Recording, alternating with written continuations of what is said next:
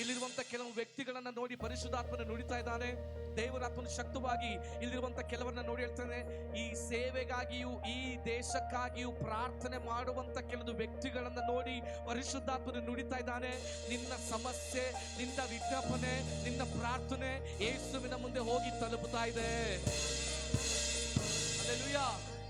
ಯೇಸುವಿನ ಮುಂದೆ ಹೋಗಿ ತಲುಪಿದ ವಿತಿನ್ ಸೆಕೆಂಡ್ ಅವನ ಚಿಂತೆ ಎಲ್ಲ ಹೋಯ್ತು.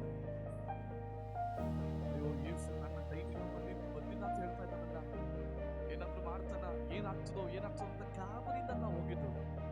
ಅವಳಿಗೊಂದು ರೆವಲೇಷನ್ ಸಿಕ್ತು.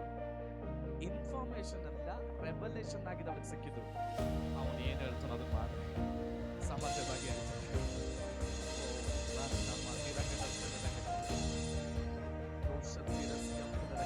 ಸಿದ್ಧನಾಗೋದಾದ್ರೆ ಇವತ್ತಿನಿಂದ ಕೆಲವೊಂದು ಅದ್ಭುತಗಳು ನಿನ್ನ ಜೀವಿತದಲ್ಲಿ ಶಕ್ತವಾಗಿ ಪ್ರಾರಂಭಗೊಳ್ಳಲಿಕ್ಕೆ ಹೋಗ್ತಾ ಇದೆ.